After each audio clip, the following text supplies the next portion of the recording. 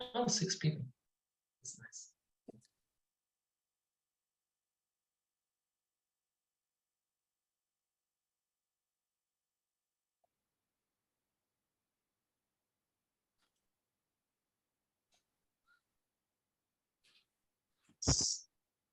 Okay, looks like we're good. Yes, that confirms it. Okay, so if you all can hear me, I'm going to get started. Welcome to Autistic Belonging. So the goal here is that we not only involve the community in belonging here, but also we can show those who are outside of the autistic community that that we can naturally belong when given the opportunity. So I want to go ahead and introduce myself, and then I'm going to introduce my co-host. My name is Grace Ogden Parker. I use the pronouns she, her, but you can call me they, them if you want. I feel that that's inclusive as well. I am a white female with brown hair, which you can barely tell. I have a blue shirt, blue glasses, and blue headphones. My background is a space background that I added in. And I'm going to go ahead and introduce Philip. Philip, I'm going to let you pronounce your name for everyone because I don't actually know how you pronounce your last name. Oh, no problem. So hi everyone, I'm Philip Galactic. You can say Galactic, or originally it's supposed to be Galatic. I'm of Croatian origin, but either way goes. I'm based in Spain. I met Grace and Kayla at a recent roundtable on autistic experiences led by Philip King Lowe. I hope I pronounced that correctly. And we decided to meet up again and continue talking, this time in a perhaps slightly less structured way, but to continue sharing what we started during that roundtable. I think we all enjoyed it. And yeah, we wanted to repeat that. And we just wanted to talk to each other, basically. So everyone else is kind of invited for the ride. And yeah, what else should you know about me? I self-realized as autistic in August 2021. It's been really a great discovery journey since then. It was really due to the kind of the opportunity that arose from lockdowns, that I realized how actually I'm impacted when it comes to sensory overload, and without all the like excuse me, I'm not a native speaker, so sometimes it's going to take me a while to find the right word, but yeah, without all of the hubbub of the life before the lockdowns, I managed to realize what's really my baseline, and that led me to explore and find out about other traits that I was actually aware of, but I never had a name for them. In any case, that's a very long introduction. I'm gonna wrap it up for now. And yeah, my pronouns are he, him, also they, them, if you like. And currently I'm wearing a floral shirt with a tank top underneath, a necklace, and I'm a short-haired male, blondish. I never have to describe myself. So it was really just on the spot. Yeah, but I hope it works. And yeah, I'm really excited to be here. Thanks for doing this, Grace. I wanted to say with us. Thank you. For us. I'm super excited. Me too. Thank you, Philip. So I'm going to introduce Kayla next, and Kayla can give us all her details. Kayla? Hi. So like Grace said, my name's Kayla. You share her pronouns. And Philip did kind of touch on that we all met through a previous autism roundtable a couple months ago now. Just wanted to keep the discussion going. As far as description, I'm currently wearing a VR headset because we were testing all our things earlier, and turns out this was the best device I have right now. So yeah, you can hear things here. I don't like earbuds having things in my ears very much. So yeah, describe me. I have dark blondish hair, depends on the season. What else? I'm wearing a Star Wars Element t-shirt. I have like 21 Star Wars graphic t-shirts. It's like all I wear when I'm like not working.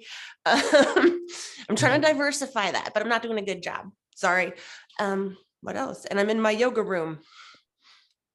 Oh, I do other things in there too, like play video games, but that's, yep, just did this, nice. reconstructed my upstairs during the pandemic. And so this is one of the results of that. Perfect. Oh yeah, I didn't say anything about my background. Is it too late?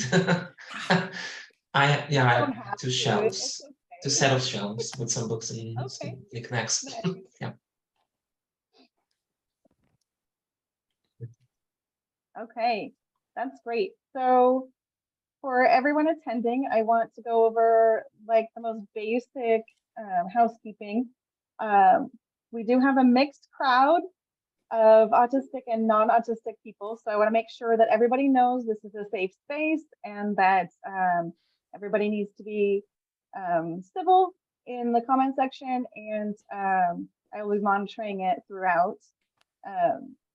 But I appreciate everybody who's here, and we definitely want to open up for any questions you have. Please throw them into the comments. We will address them as we come along. And I'm going to start us off with a question before we start getting some from the audience. So I want us each to talk about what it's like not belonging, and how that affects us.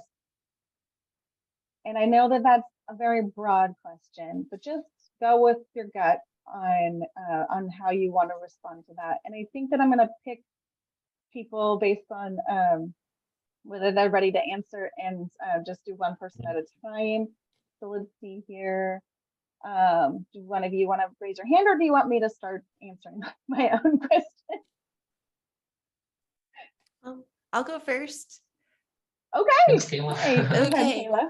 So for me, I guess as far as not belonging goes, I have to liken it, not to sound like a mythology nerd, but it's like the Cassandra truth. Like, I know I'm right. I know I'm correct. I know I'm like not smarter, but maybe better.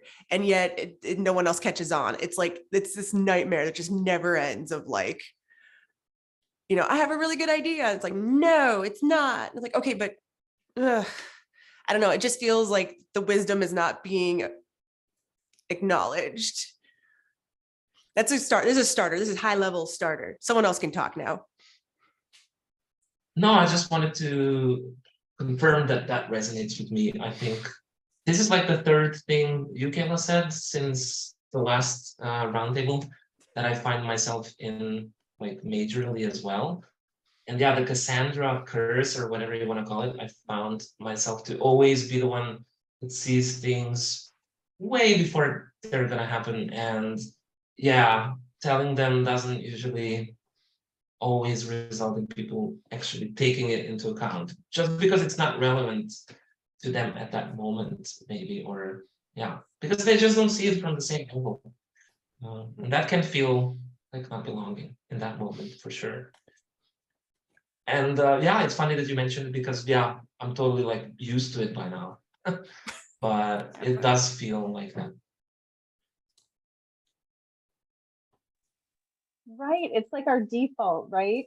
Our default is not belonging. That's how we have been our whole lives, whether it be the playground, whether it be the workplace, whether it be in the classroom, in the social settings. It's everywhere we've been. Our whole lives has been this not belonging. And I think that the hardest thing about that is that people think that autistic people want to be isolated, and we don't. We just don't.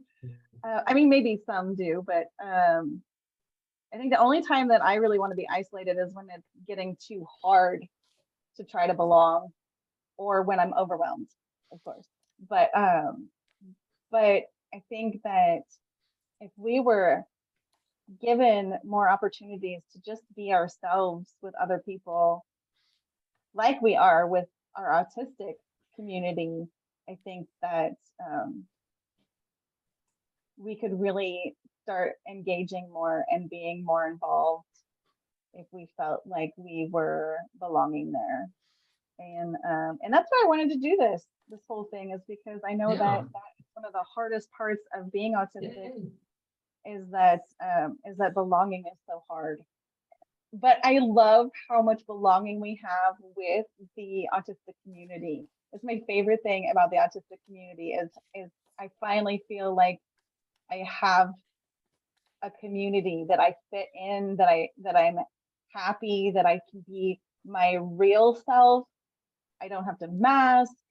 I mean, I don't think I ever mask in the autistic community, honestly. And if I do, it's just like the minor things that everybody on the planet does, like you don't want to go and tell everybody your deepest personal problems, but you do get to be yourself. And I think I love that about the autistic community.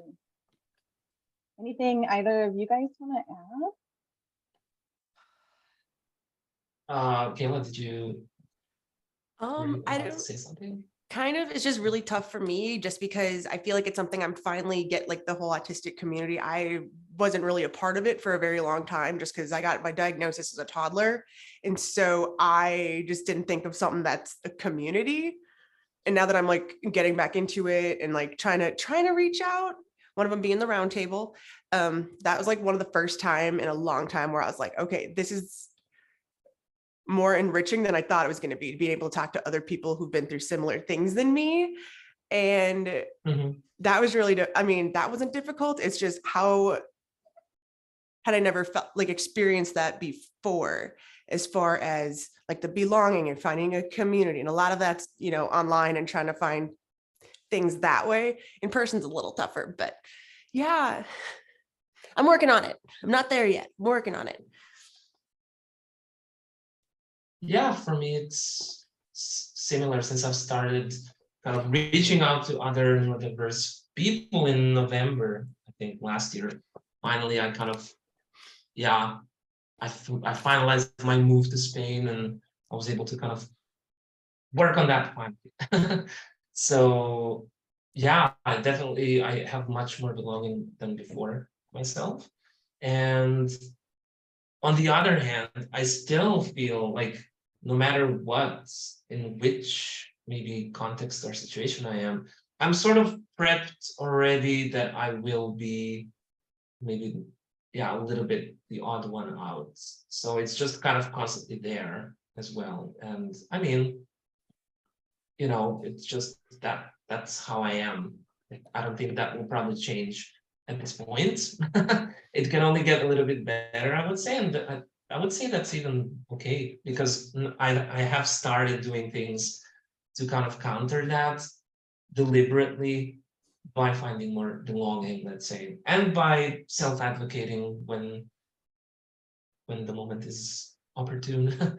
And maybe where it sort of still shows up is that, I mean, even like tonight, or today, for me it's tonight, I still have partially an imposter syndrome to even be here. So yeah, I mean, it's like kind of, I kind of have to be comfortable living with that, because I don't think it's possible at this point, maybe to do it, to be differently.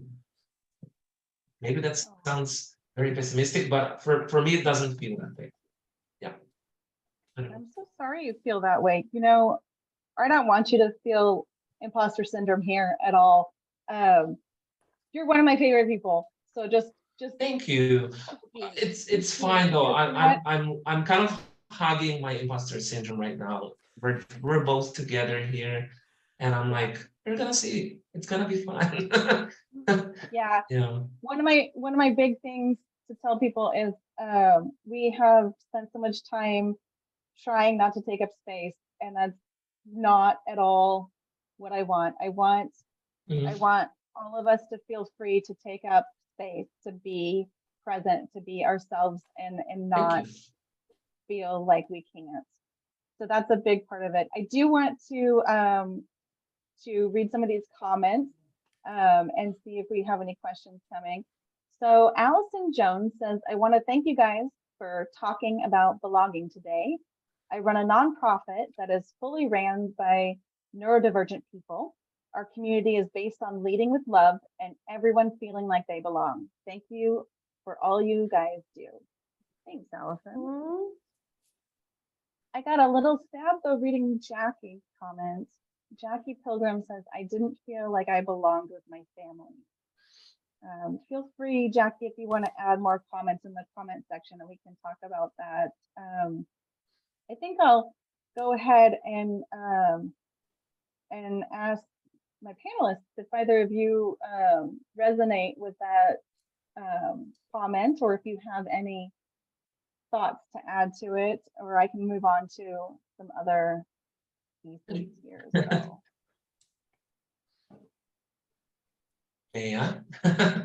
I just wanted to actually, a family is an interesting topic, I think, in that when it comes to belonging for me. I've had lifelong complicated relationship with my family. However, I think that it's actually never been better due to the fact that I've, since August 21, stopped masking. I've discovered a lot of readings on how autism is really connected through family members. And since then, I've sort of realized that my family, when it comes to my parents or my sibling, that actually they have a lot of traits that I have as well. And since then, I've started seeing them in a different light.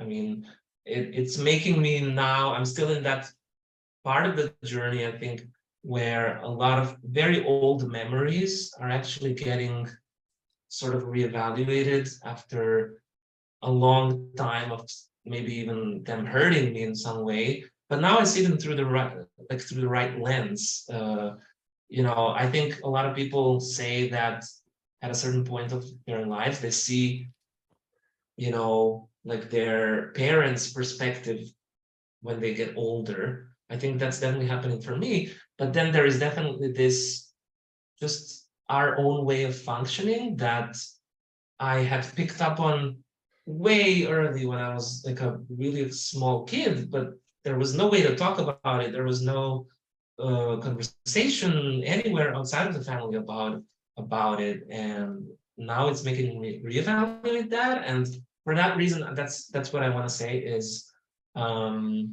I feel like I belong more with my family than I have had belonged for a long time. So I think that's like a positive example. I didn't want to, respond to the comment that we had like completely overly positive story, but it's not. I mean, there's still a lot of like like anybody, I guess, family history is not always like straightforward. But I think for me it went in the other direction. Is all I wanted to say. Yeah, it's kind of cool. Do we have any other new comments?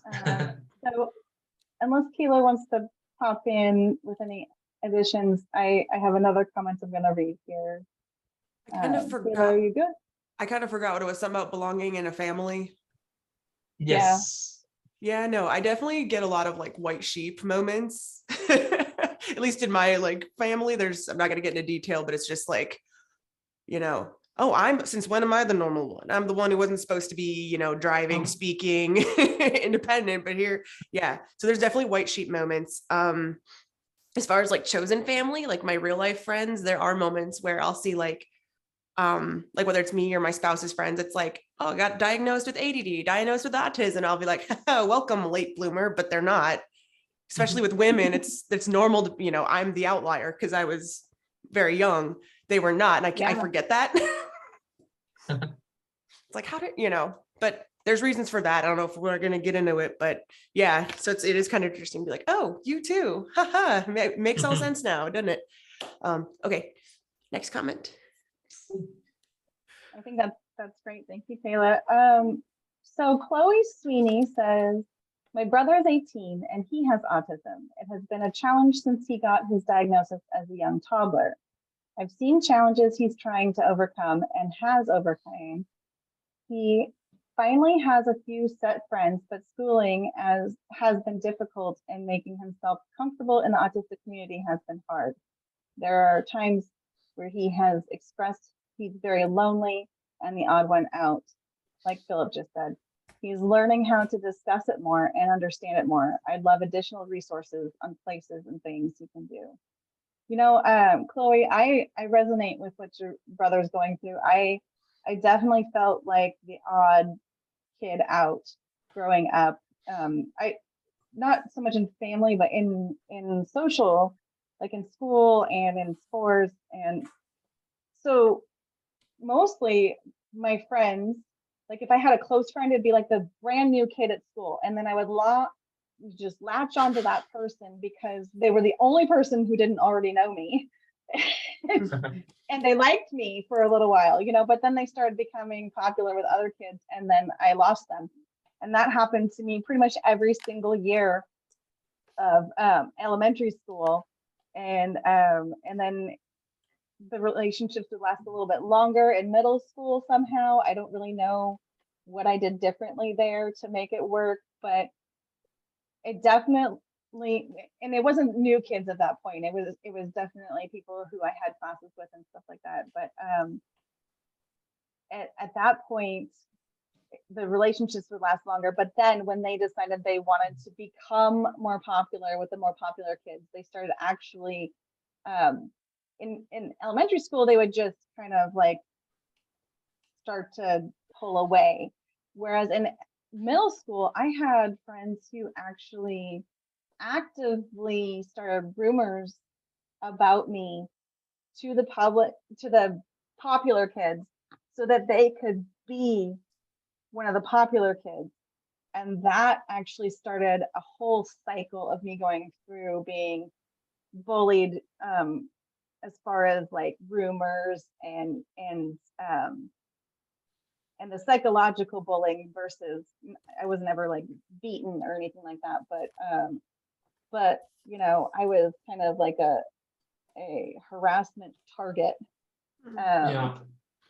And I in high school at a certain point I grew accustomed to it, which is a sad thing to do, but fortunately at least it wasn't tearing me up inside.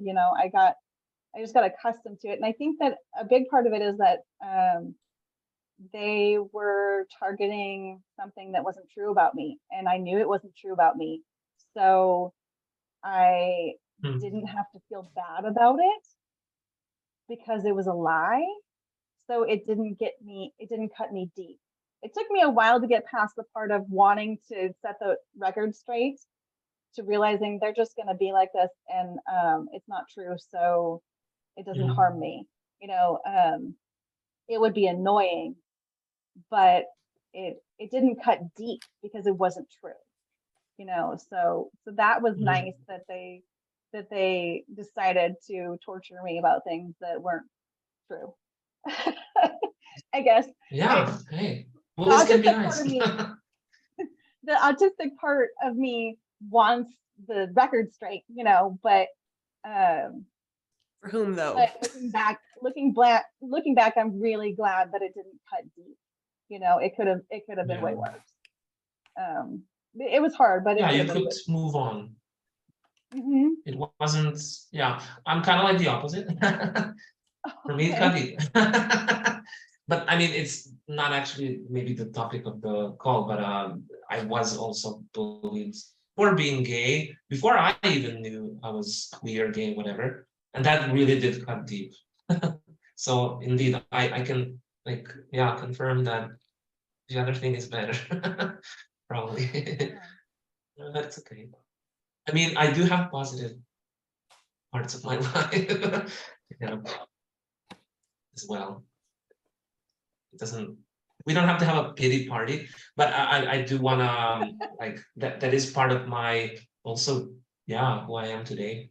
Um, that journey, that part of that journey.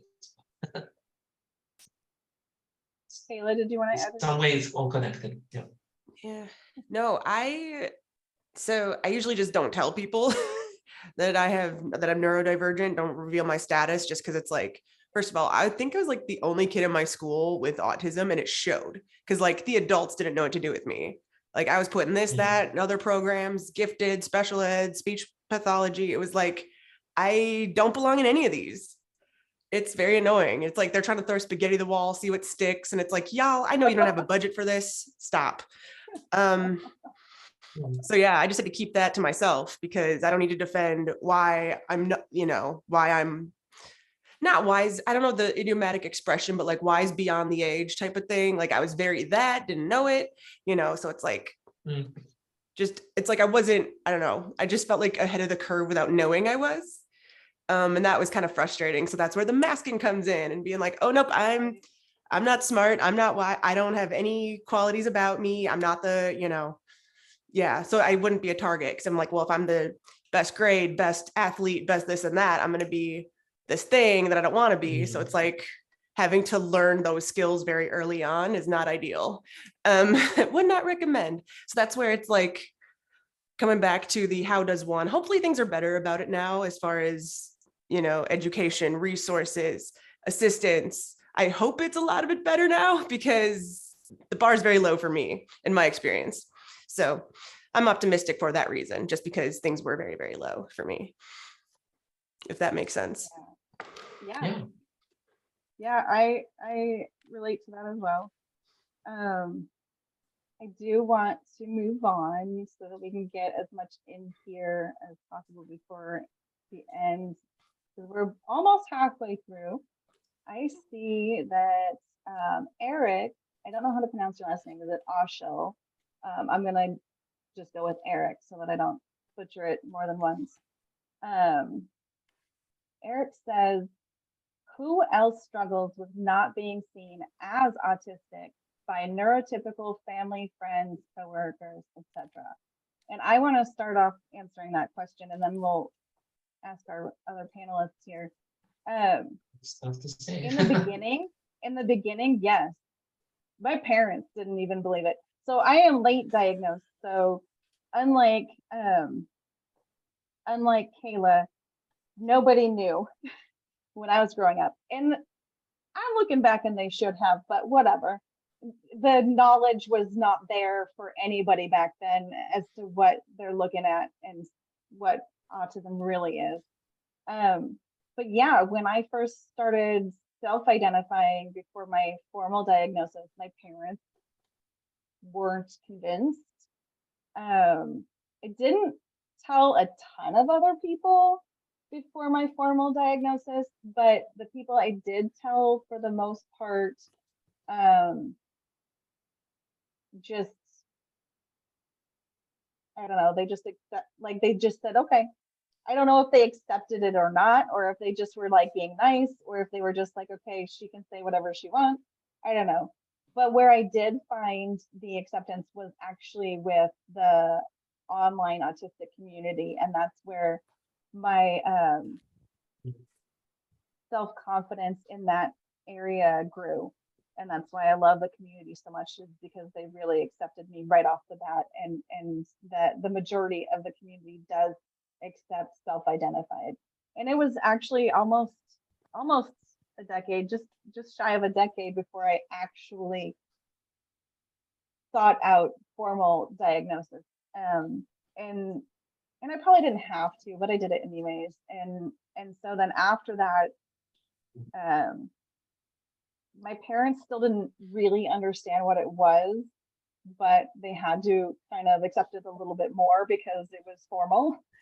But then over the years, they've started to really actually respect and accept it and be on board with that, and they're much more positive about it. And I think that has little bit to do with the fact that my daughter was also diagnosed at the same time. But you know, they love us both, so it's not like they don't care about me. They love me. Outside of that, I would say that you can tell your closest friends really know you, because I told like my best friend, and she was like, yeah, and like she's like, yeah, this is not new information. What else is there to this point? and I was like, wow, I I hear didn't that a know that lot. you knew that.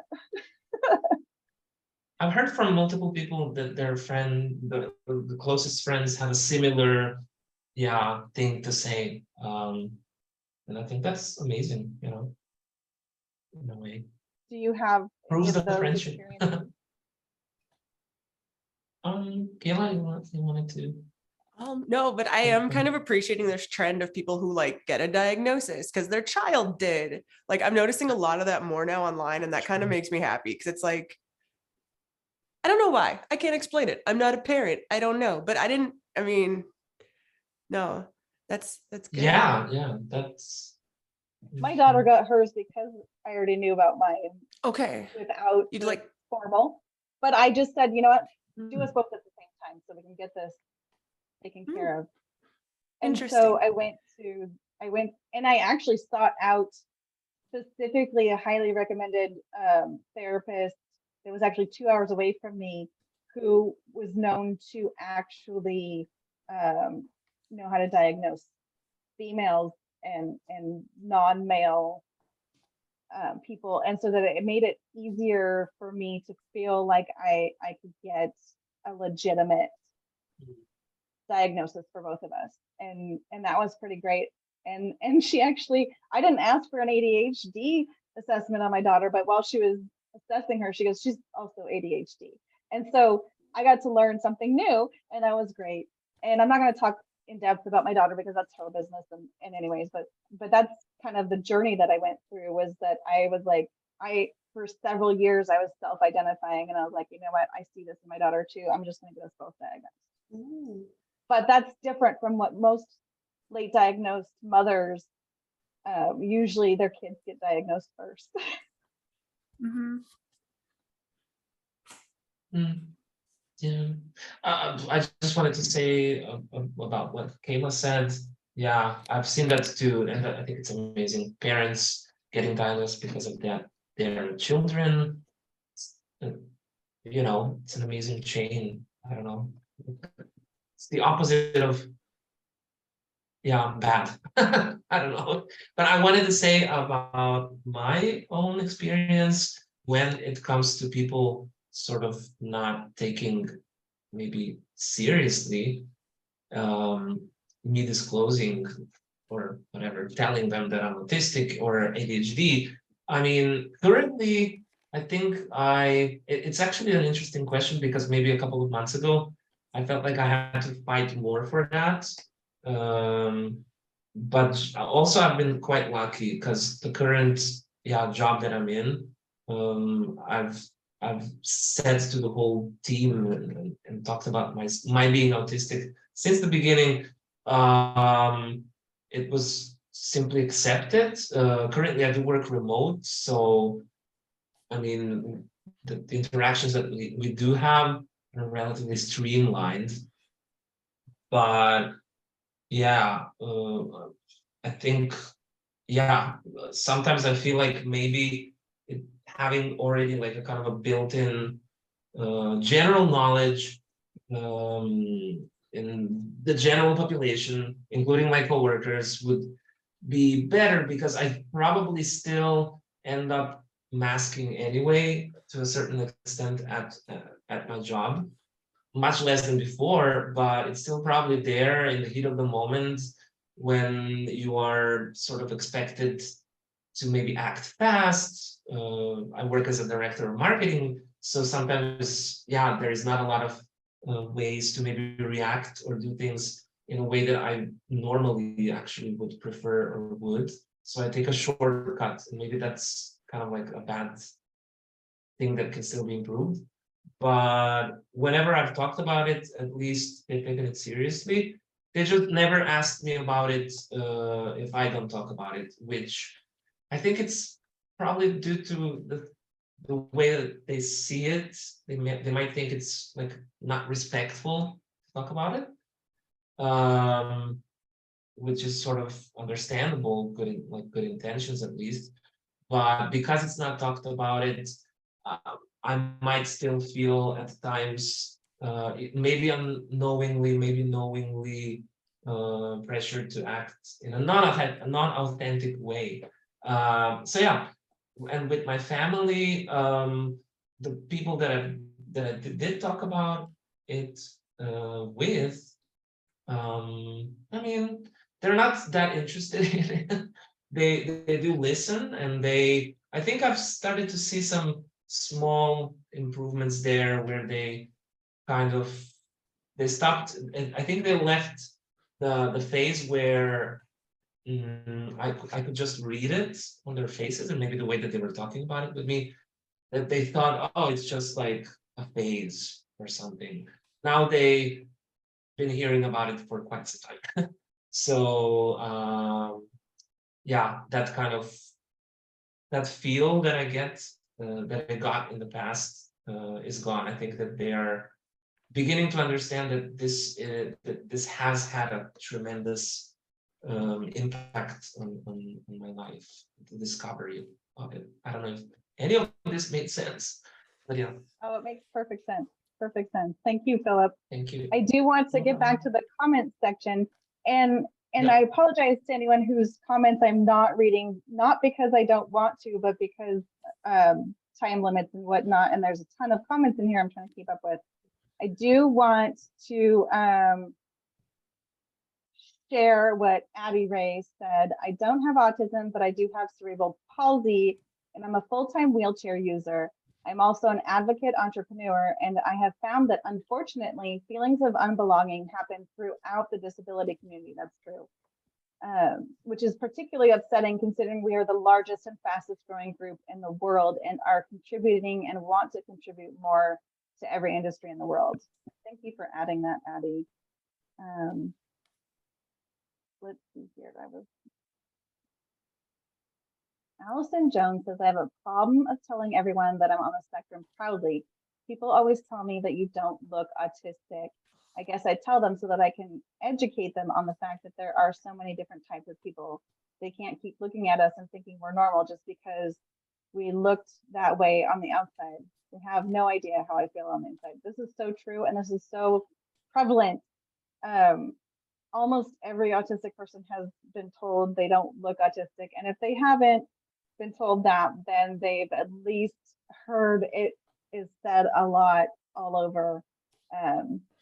Our community is very aware of that misunderstanding that exists. In fact, I want to do a shout out to Candace Christensen. She did a whole series last April about this is what autism looks like, because people kept saying that, and she was like, no, I look autistic, but so do all these other people look autistic, because there is no look for autistic. We are people just like everybody else. So that's awesome. Yes. Okay, so Martin Griffin says, I think we know we are different from an early age. I think that that is true in a sense that if we're not diagnosed, so we don't have an understanding of what our differences are, we still know we're different, we feel different, and others around us, whoever they may be, usually other kids our age, make it pretty clear that we're different, and they can tell we're different even though they don't have a label for it. And I don't think that our differences are bad, but we get treated badly sometimes for our differences, and that's where we start to see our differences early on, is when kids are unkind about it. Because when you're being accepted and you feel belonging with the people who do appreciate you, you don't feel different in those situations, even if you really, really are, because you have that belonging. And I think the more belonging we can foster, the more that that people can allow autistic children and adults to be themselves and not feel, I don't know, ostracized or othered. Do either of you want to add anything to that while I'm hunting for more comments? There's so many in here. I'm trying to go through the comments at the same time too, and now I'm like, okay, which one are we on? Yeah, I'm behind. It's Go okay. ahead and respond to that one if you want while I'm forgot what hunting it for was. more. Okay. Do I remember this one? Okay.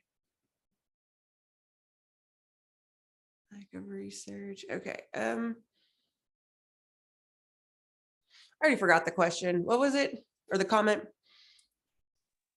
It is, I think we know we are different from an early age.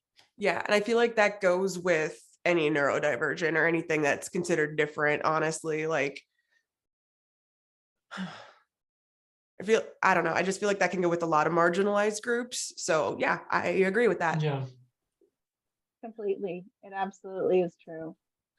I don't have that much to say other than, I mean, even having some people that love you and just fully accept you doesn't necessarily protect you, unfortunately. I mean, I don't want to be too grim, but I want to say that if you actually do have that kind of a person in your life, I think it, in a way, it hits harder when you feel that difference, when people are ostracizing you, othering you, whatever. I just suddenly had a flashback to some situations in the past where you just like viscerally can feel how different this is from that feeling of love. And actually, that difference is what sort of traumatizes many times, I would say. Yeah, I'm just speaking from personal kind of experience there, but yeah, it's still important to have that somebody, perhaps, and it can be definitely life-saving to have at least one or two people that just love you unconditionally, of course. But yeah, absolutely, and that's so hard to find, and so you want to hang on to it. definitely. I do see some comments in here that are relevant that I wanted to add in here. I have Martin Griffin added on, and the world isn't made for us, which is completely true, and that's true for the whole disability community. It's true for all marginalized groups of all types. Oops, dropping my phone. That's awkward. And Eric says the expectations are rough. That is really, really very, very true. The expectations are so, and the worst part about the expectations isn't just that we can't always meet their expectations, but also that we can't always know the unspoken rules of the game. In my agree. opinion. They're so irrational, Preach. really. It feels like it, yeah. Yeah. But it's so unfair that it's like implied as opposed to expressed. Like I'm gonna enforce. Yeah. Oh. And there can be a lot of different levels of those as well. Like, even it's not even just like a double system often, but more like quadruple or upwards from that. Because I've been, I've been working one way or another for almost 20 years. I mean, counting my part-time student jobs, but one of the things that was clear to me very soon was that corporate environment definitely is not for me, because it's just sort of, I think I wrote about it the other day in a LinkedIn comment.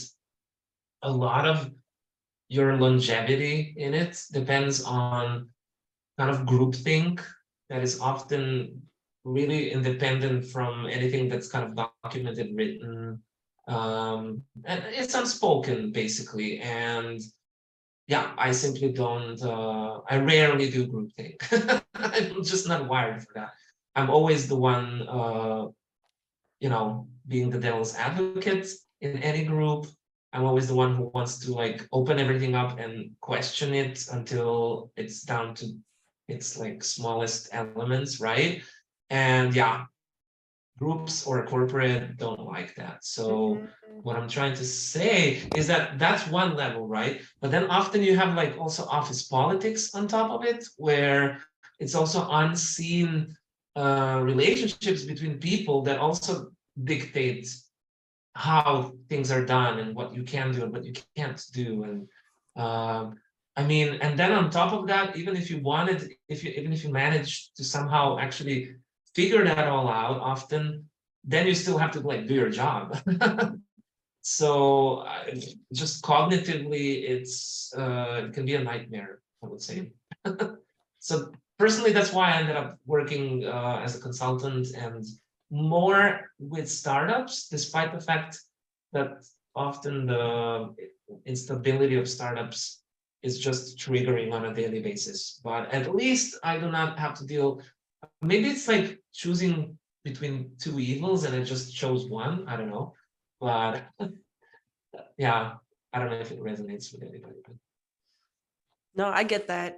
I mean, I'm not self-employed or anything. I can't relate to that side, but I get it. It's especially office politics. It's like, do I need to choose a side? What's gonna, and then there's the whole, there's the job part of it, but there's the, what's going to be in this for me in the long haul. And that's what I don't like about it. I don't want to navigate a whole nother thing on top of my job tasks. You know what I mean? Yeah, for a long time. So I mean, you can maybe do it a short while, but to spend a big portion of your life, yeah, that's made me change quite a lot of jobs because of that. Well, and And like I job remember like turnover 10 right years now. ago.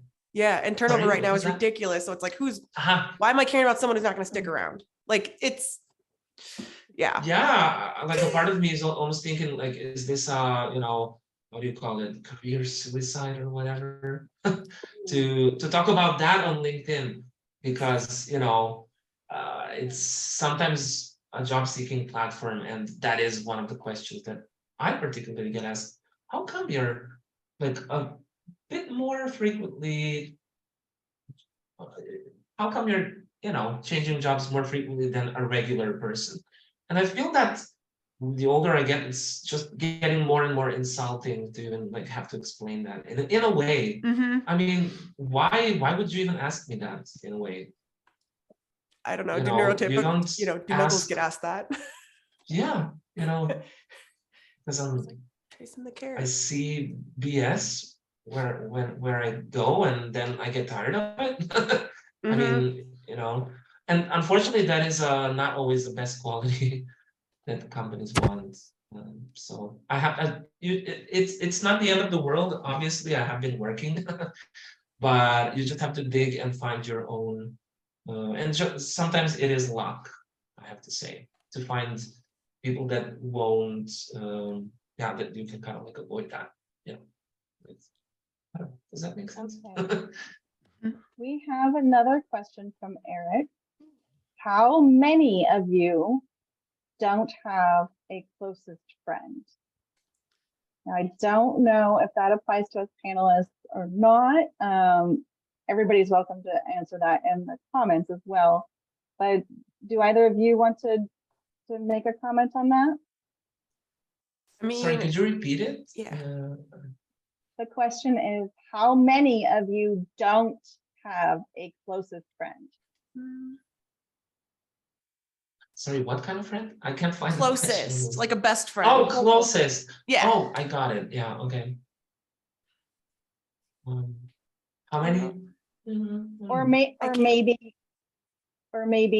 a time in your life when you didn't have close friends. Oh yeah, like in the past for sure, but like right now, I'd probably say my spouse is my best friend. If he wasn't, wouldn't be my spouse. I mean, I don't know if that's the true with most Muggle relationships, but that's how I see it. I love that. That is my experience as well, but I also have some close female friends outside of my marriage. But I think that growing up is harder. I know that there were times when, like I talked about before, when I would lose those one best friend, and I had my like casual friends that, because I played sports, they kind of just put up with me being on their team, like I would get invited to sleepovers, but it was always with my whole entire team. It wasn't like I was one of the chosen few of anything. I was usually the chosen few of not anything, Yeah. But it was nice because usually the teams did everything together, so I had people I could hang out with, even if I didn't have super close friendships, and so I wasn't 100% lonely, but yeah, I wanted to mention about the whole office politics thing is that, what's funny is that if you don't have straightforward, blunt, neurotypical people, you will not know everything you're doing wrong. Because if they're not neurotypical, they won't know that you're doing it wrong. And if they are neurotypical but not blunt, they won't tell you. But I had one person ever who was neurotypical and blunt, and she flat out told me one time, after so long of not telling me, that I had been inserting myself into conversations that I wasn't welcome in. And I didn't see that at all. I didn't know I was doing it. How do you know? No. Yeah. Well, what it was is that people would be having their own conversations in proximity to my workspace. And I would get interested in that conversation. So I would interject myself into it. And I didn't see the signs that they didn't want that. Was it an open space office?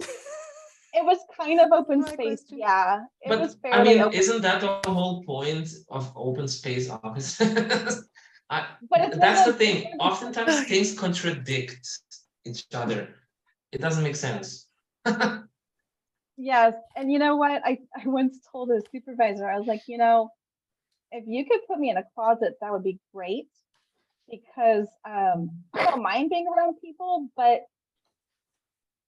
and I don't have the need to socialize all the time, but I feel uncomfortable if I am physically in the presence of other people and I'm not talking to them. Oh my God, that's a and thing so for my me boss too. was like, seriously, that's why you talk so much? I'm like, yeah, can I just wear headphones and listen to music? And she's like, yeah. I go, I'm gonna do that. And so I would listen to music and I would stop harassing my coworkers. It's just like win-win.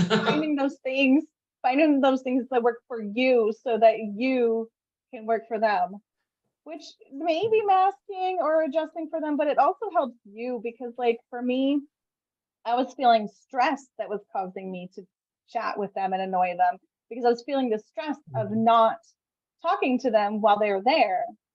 But once I had the headphones on, I had the feeling of, I don't know. I don't know if it's masking. I think it's simply you working towards your own goal, which was being able to, whatever, pay bills, get promotion, whatever it might be. So, I wouldn't kind of label it as masking, perhaps.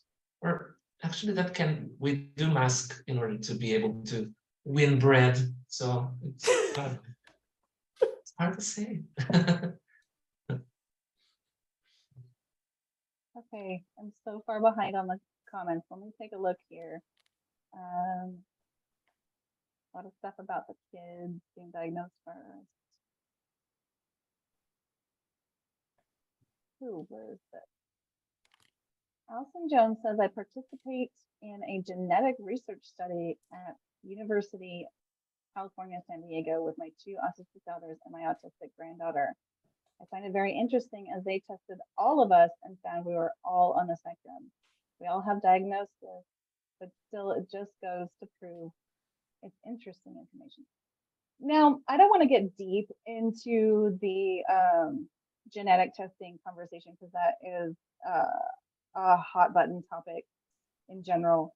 But I would say that if there weren't the risks that come with that of what could happen eugenics wise, I think that I'm super curious to know how our genetics are involved. Like I want to know the science of it, but I do understand that there are super dangerous implications. So it's like a double-edged sword, you know. But I appreciate that you shared that, Allison. And I'm going to move on so that we don't get into a hot button topic that will take us through the rest of the conversation.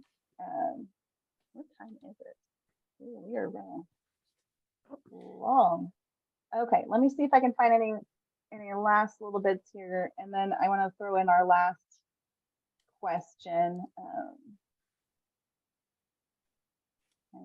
Judged for my strength, not compared to others.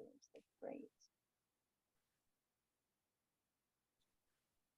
Oh, no such thing as perfect. That is correct.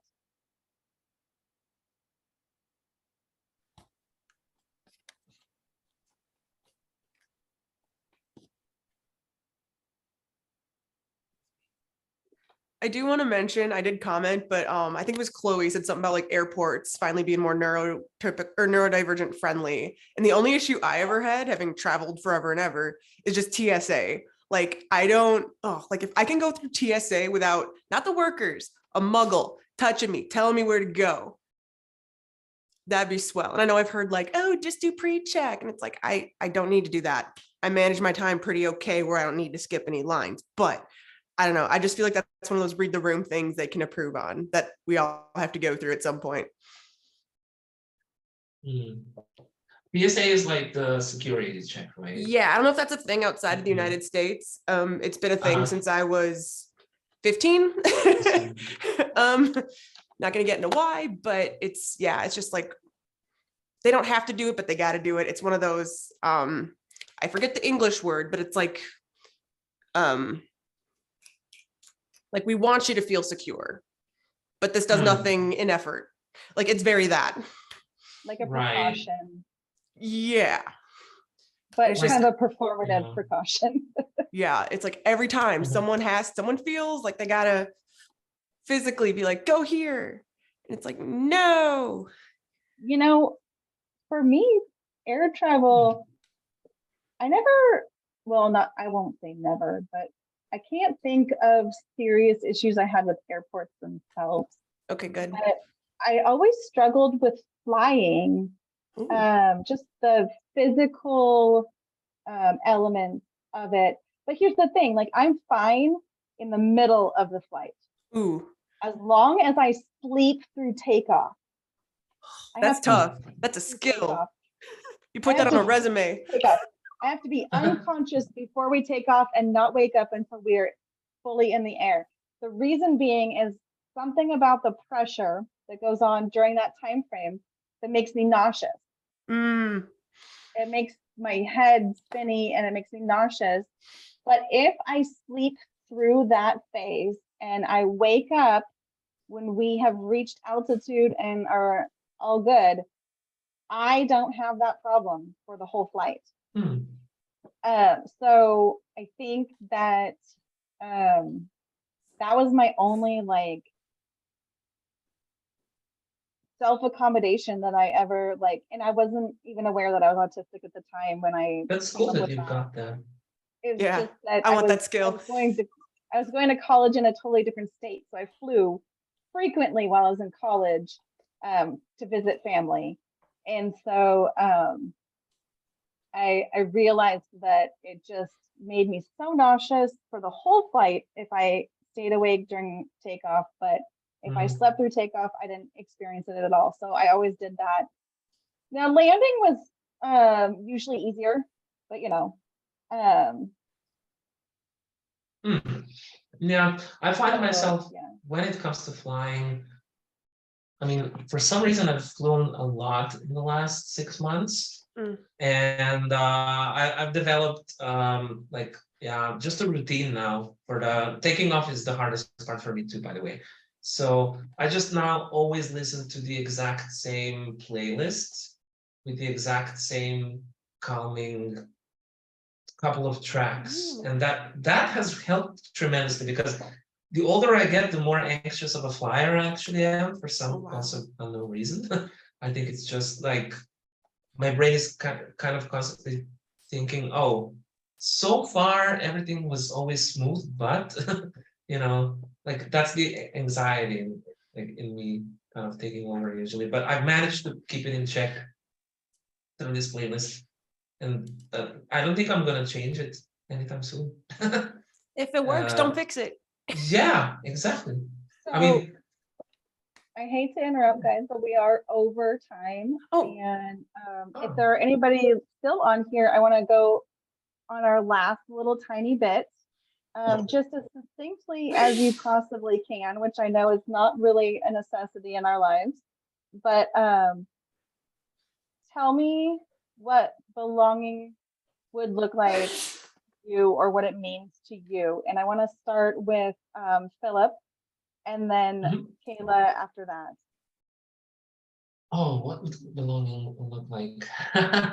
I mean, just feeling at ease and yeah, with less of an imposter syndrome in new situations, without when I'm not perhaps yet confident or comfortable or familiar in the setting.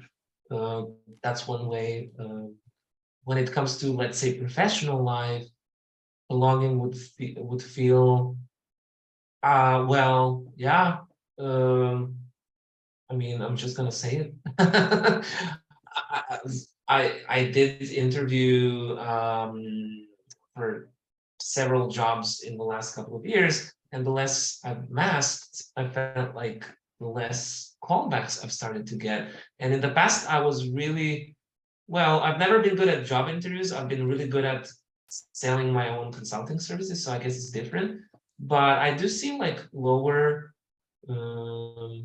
percentage of callbacks, and I guess getting that back up without me doing anything, without me changing anything about me, would be nice. So that would feel more like belonging.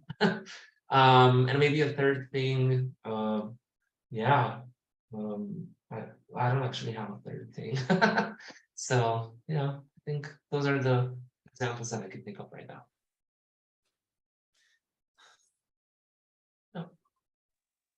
Kayla, are you ready? How about you, Kayla? Yeah, I kind of like what Philip said. I just feel like just being more comfortable being me wherever I go, you know, and I don't stim often as much as other autistics from what I noticed, the little that I've noticed, but it's like if I just need to shake a little bit or like play with my hair while talking to somebody or like look over there, like it's not like, oh, you don't look at me, you're not interested, you're not personable. It's like, no, I am. It's just your rules don't match what I am. So maybe, I don't know. It's just a lot of these shrug-offable things are kind of looked over. Then I think that's another sense of belonging, is just kind of like getting over the things you were told to not get over, as the Muggle populace goes. Yeah, otherwise, yeah, what Phil said. Yeah, that's great. For me, it is dropping the expectations, the social expectations, like caring what other people think. Like, and I don't mean me caring what other people think. I mean like the people around me caring what other people think about how we are interacting in public. I find it's hard for me to accept that other people don't want me to be direct or blunt or bring up certain topics around other people. You know what I mean? So it's like I need the world around me to just let me be me. And I think the best way to do that is to just is for them to stop caring what other people think. And I don't know that they're going to do that, but I think that if they can find a way to accept me for who I am, that would be at least the best case scenario right there is, I think in the workplace, oh, it's so hard in the workplace, but I think that stop making assumptions. That's what I want to stop happening in the workplace. Stop making assumptions, because I constantly find that I am in the most conflict when people are making assumptions about me. And that goes with everything from asking too many questions, which I do, which shouldn't be a problem, because I'm not asking questions to be rude. I'm asking questions for clarification. Exactly. And I've had people actually assume that I am questioning their authority because I am asking clarifying questions. Just want to learn and get better. I find that so irritating that they make that assumption. So dropping the assumptions. Mhm. And then the one other thing that I wanted to mention, and I know we're way over and I wish I had brought this up sooner, but is say what you Next mean time. and mean what you say. Say what you mean and mean what you say. I want neurotypicals to do that as much as we do. Yes. They're never going to do it as much as we do, but I want them to, because I feel like inferring is not something you should expect out of someone. And I think, what is the point of being indirect when you can be direct and still polite? You know what I mean? Yeah. Anyway, I think that we're way, way, way over. So I want to thank everyone. I want to thank my co-panelists. I want to thank all of our audience. Everybody's been super great. I'm sorry if I didn't get to everything in the comments. It was actually more active than I thought it was going to be. So that was great. Yeah. And thank you all. I'm going to end the live. And Kayla and Philip, if you want to hang around on Zoom for a minute. Yeah. Thank you, everybody. Oh, I know how. Yes. Who were Do the comments Yeah. stay on here? Because Yes, they do. okay. Stay on Yes. there. Mhm. I didn't get a chance to read everybody. So thank you. I know, me too. Thanks. Thank you all. There's still a delay. Yeah, We're not done yet. I ended the live, but it's Nice. on Woo. delay. So Yay. I'm gonna end the recording.